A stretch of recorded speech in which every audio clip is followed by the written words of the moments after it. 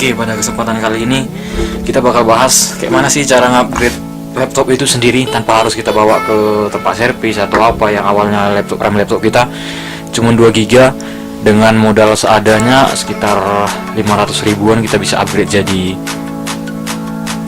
6 GB. Di sini aku bakal bahas kayak mana sih caranya dan mempraktekannya langsung. Oke, pertama kita lihat spesifikasi laptop saya ini Core i3 dibekali RAM bawaan sekitar 2 GB. Oke, yang dulu kita persiapkan adalah RAM.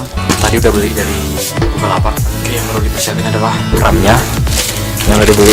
Kita unboxing dulu ya.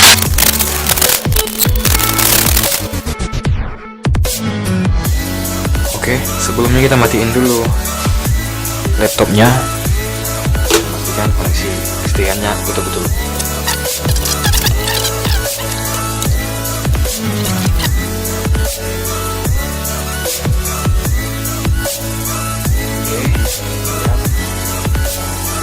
Kali sesuai pas masalahnya tidak bakal bisa salah pasang karena di DR3 slotnya udah disesuaikan masing-masing, jadi nggak bakal bisa tertukar.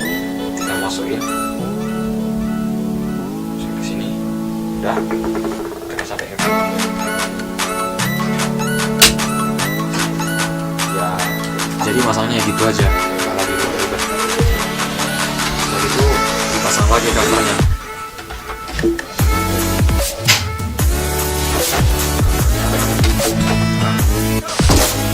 Oke, kita pasang lagi covernya.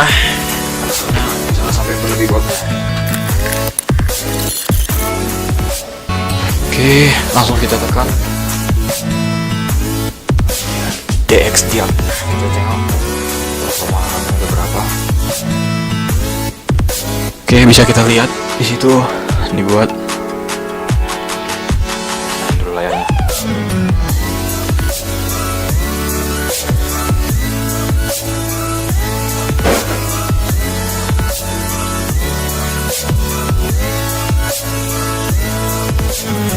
Oke, jadi gitulah kira-kira cara mengganti RAM dengan biaya yang murah dan operasional sendiri tanpa membawa ke service center dan peralatan seadanya.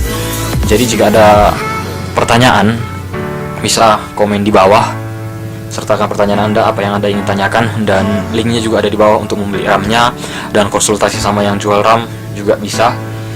Jadi see you, thank you.